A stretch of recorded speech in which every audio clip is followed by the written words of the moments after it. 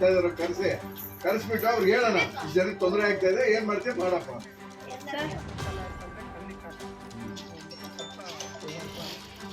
ಅಲ್ಲ ಅದು ಕಳಿಸಿದೀವಿ. ನಮಗೆ 4800 ಲೈಟ್ ಕೊಡ್ಬೇಕಾದ್ರೆ 1000 ಲೈಟ್ ಕಡಿಮೆ ಕೊಟ್ಟಿದ್ದಾರೆ. ಅಲ್ಲಿಗೂ ನಿಮ್ಮ ಸದಸ್ಯರು ಪ್ರತಿ ಮೀಟಿಂಗಲ್ಲಿ ಕೇಳ್ತಾ ಇರ್ತಾರೆ. ನಾವು 300 ಲೈಟ್ ಮನೆ ಕೊಡಿಸಿ ಎಲ್ಲ ಕಡೆನೂ ಹಾಕ್ಸಿದೀವಿ. ನೋಡೋಣ. ಪುರಸಭಾಧ್ಯಕ್ಷರಂತ ಸುದೇಶ್ ಬಾಬು ಅವರು ಬೆಳ್ಳಂಬೆಳಗ್ಗೆ ವಾರ್ಡ್ಗಳಿಗೆ ಭೇಟಿ ನೀಡಿ ಮೂಲಭೂತ ಸೌಕರ್ಯಗಳ ಬಗ್ಗೆ ಸಾರ್ವಜನಿಕರ ಬಳಿ ಚರ್ಚೆ ಮಾಡುತ್ತಿದ್ದಾರೆ. ಈ ವೇಳೆ ಕೆಲ ಸಲಹೆ ಮತ್ತು ಸೂಚನೆಗಳನ್ನು ಸಾರ್ವಜನಿಕರಿಗೆ ನೀಡುತ್ತಿದ್ದು ಮತ್ತು ಅವರಿಂದ ಮೂಲಭೂತ ಸೌಕರ್ಯಗಳ ಬಗ್ಗೆ ಪಟ್ಟಿಯನ್ನು ಮಾಡಿಕೊಳ್ಳುತ್ತಿದ್ದಾರೆ. ಈ ವೇಳೆ ಪುರಸಭಾ ಮುಖ್ಯಾಧಿಕಾರಿಯಾದ ಜಾಫರ್ ಶರೀಫ್ ಮತ್ತು ಆರೋಗ್ಯಾಧಿಕಾರಿ ಶಂಶುದ್ದಹ ಮತ್ತು ಸಿಬ್ಬಂದಿ ಹಾಜರಿದ್ದರು. ಇನ್ನು ಇದೇ ವೇಳೆ ಕಸ ವಿಲೇವಾರಿ ಬಗ್ಗೆ ಪುರಸಭಾಧ್ಯಕ್ಷರಂತ ಸುದೇಶ್ ಬಾಬು ಅವರು ಜಾಗೃತಿಯನ್ನು ಸಹ ಮೂಡಿಸಿದ್ದಾರೆ. ಕಾನೂನು ಕಸ ಮನೆಗೆ ಕಸ ಕಲೆಕ್ಷನ್ ಎಲ್ಲಾನು ಹಾಕಿದ್ದಾರೆ. ನೀವು ಕಸ ಕೊಡ್ತಿದ್ರೆ ದಿನಕ್ಕೆ 50 ರೂಪಾಯಿ ಪೆನಾಲ್ಟಿ ಹಾಕಿ ಅಂತ ಹೇಳಿದ್ದಾರೆ. ಕಸ ಅಂತೂ ಬಂದೇ ಬರುತ್ತೆ ಮನೆಯಲ್ಲಿ. ಅಲ್ಲ ಹೇಳೋಣ ಜನಕ್ಕೆ ಹೊಸದಾಗಿ ಬಂದಿರೋದು. ಇಲ್ಲ ಅವ್ರ ಮನೆ ಮುಂದೆ ಇನ್ನು ಈ ಬಗ್ಗೆ ಪುರಸಭಾಧ್ಯಕ್ಷರಂತ ಸುದೇಶ್ ಬಾಬು ಅವರು ಪಾವಗಡ ಪವರ್ ನ್ಯೂಸ್ಗೆ ಮಾಹಿತಿಯನ್ನು ಹಂಚಿಕೊಂಡಿದ್ದಾರೆ. ನಗರದಲ್ಲಿರುವ ಖಾಲಿ ಸೈಟ್ಗಳಲ್ಲಿ ವಿಪರೀತ ಗಿಡ ಎಲ್ಲ ಬೆಳೆದ್ಬಿಟ್ಟಿದೆ. ಅದರಲ್ಲಿ ಕಸ ಹಾಕ್ತಾ ಇದ್ದಾರೆ. ಆ ನಿರ್ವಹಣೆಗೆ ಭಾಳ ಕಷ್ಟ ಆಗ್ತಾ ಇದೆ. ಅದಕ್ಕೆ ನಾನು ಇವಾಗೆ ಒಂದು ಕರಪತ್ರ ಹೊಡಿಸಿ ಯಾರ್ಯಾರು ಖಾಲಿ ಸೈಟಿನ ಮಾಲೀಕರಿದ್ದಾರೋ ಆ ಜಾಗನ ಕ್ಲೀನ್ ಮಾಡಿಸೋದು ಅವರ ಜವಾಬ್ದಾರಿ ಅಂತ ಅರಿವು ಮೂಡಿಸೋದು. ಮುಖ್ಯವಾಗಿ ಪುರಸಭೆಯ ಆದ್ಯತೆ ಸ್ವಚ್ಛತೆ ಬಗ್ಗೆ ನಾನು ಅರಿವು ಮೂಡಿಸಲು ಪ್ರತಿ ವಾರ್ಡ್ಗೂ ಹೋಗ್ತಾ ಇದ್ದೀನಿ. ಕಸ ಮನೆ ಬಳಿಗೆ ಕೊಡಬೇಕು. ಇವಾಗ ಸ್ವಚ್ಛ ಭಾರತದ ಇದರಲ್ಲಿ ಭಾಳಷ್ಟು ಫೆಸಿಲಿಟಿ ಕೊಟ್ಟಿದ್ದಾರೆ. ಮನೆಗೂ ಕಸ ಕಲೆಕ್ಟ್ ಮಾಡೋದಕ್ಕೆ ಡಸ್ಟ್ಬಿನ್ಸ್ ಕೊಟ್ಟಿದ್ದೀವಿ, ರೂಟ್ ಮ್ಯಾಪ್ ಹಾಕಿದ್ದೀವಿ. ಮನೆ ಉತ್ಪತ್ತಿ ಆಗಿರೋದ್ರಲ್ಲೇ ಕಲೆಕ್ಟ್ ಮಾಡ್ಕೋಬೇಕು ಅನ್ನೋ ಉದ್ದೇಶ ಸ್ವಚ್ಛ ಭಾರತದ ಮುಖ್ಯ ಉದ್ದೇಶ. ಇದನ್ನು ಜನಕ್ಕೆ ತಿಳಿ ಹೇಳೋ ಕಾರ್ಯಕ್ರಮವಾಗಿ ನಾನು ವಾರ್ಡ್ ವಿಸಿಟ್ ಮಾಡ್ತಾ ಇದ್ದೀನಿ. ಹಾಗೆ ರೈನ್ ಮೇಲದ ಬಗ್ಗೆ ಕೂಡ ನಾನು ಅರಿವು ಮೂಡಿಸ್ತಾ ಇದ್ದೀನಿ. ಕಸ ಗಾಡಿಗೆ ಕೊಡಬೇಕು, ಚರಂಡಿಗೆ ಹಾಕ್ಬಾರ್ದು ಅಂತ.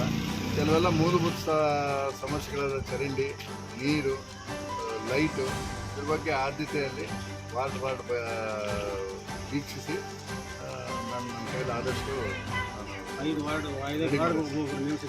ಇವಾಗ ನಾವು ಸ್ವಚ್ಛ ಭಾರತ್ ಇದರಲ್ಲಿ 5 ವಾರ್ಡ್ಗೆ ಒಬ್ಬರು ಕಮ್ಯುನಿಟಿ ಮೊಬಲೈಸರ್ಸ್ ಅಂತ ಅಪಾಯಿಂಟ್ ಮಾಡಿದ್ದೀವಿ. ಹೆಣ್ಮಕ್ಳನ್ನೇ ಎಲ್ಲ ಸ್ವಸಹಾಯ ಸಂಘದಿಂದ ಎಲೆಕ್ಟ್ ಆಗಿ ಏನು ಸರ್ಕಾರ ಕಾನೂನುಗಳು ಹೇಳಿದ್ರು ಅದ್ರ ಬದ್ಧವಾಗಿ ನಾವು ಅವ್ರನ್ನ ನೇಮಿಸ್ಕೊಂಡು ಅವ್ರ ಕೆಲಸ ವಾರ್ಡ್ ಪ್ರತಿದಿನ ವಿಸಿಟ್ ಮಾಡಬೇಕು.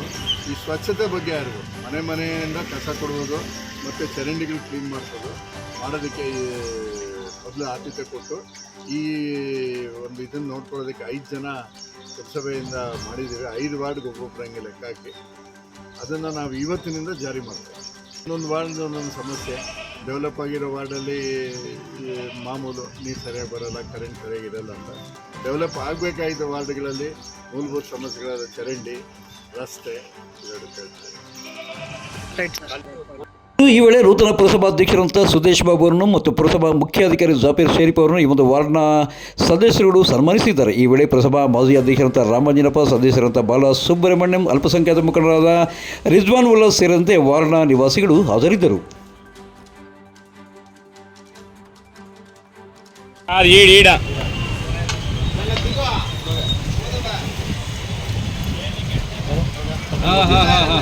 ಅಷ್ಟೊಂದು ಆಳ ಇದೆ ಅಲ್ಲಿ ಗುಂಡಿ.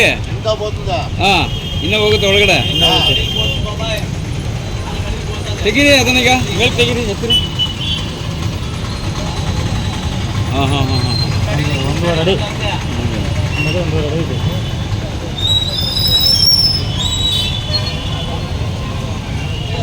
ಪಾವಗಡ ಪಟ್ಟಣದ ಶಿರಾ ರಸ್ತೆಯ ನಾಗರಿಕಟ್ಟೆ ಬಳಿ ಇರುವ ಪಂಪ್ ಹೌಸ್ಗೆ ತುಂಗಭದ್ರಾ ನೀರುವ ಪೈಪ್ಲೈನ್ ಏನು ಕಲೆಕ್ಷನ್ ಕೊಟ್ಟಿದ್ದಾರೆ, ಆ ಒಂದು ಪೈಪ್ಲೈನ್ ಸೋರಿಕೆಯಾಗಿ ಇಂದು ಸುಮಾರು 2 ಗಂಟೆಗಳ ಕಾಲ ನೀರು ಪೋಲಾಗಿದೆ. ಇದನ್ನು ಟೆಸ್ಟಿಂಗ್ ಮಾಡಲಾಗಿದೆ ಎಂದು ಸಂಬಂಧಪಟ್ಟ ಗುತ್ತಿಗೆದಾರರು ಮಾಹಿತಿಯನ್ನು ನೀಡಿದ್ದಾರೆ.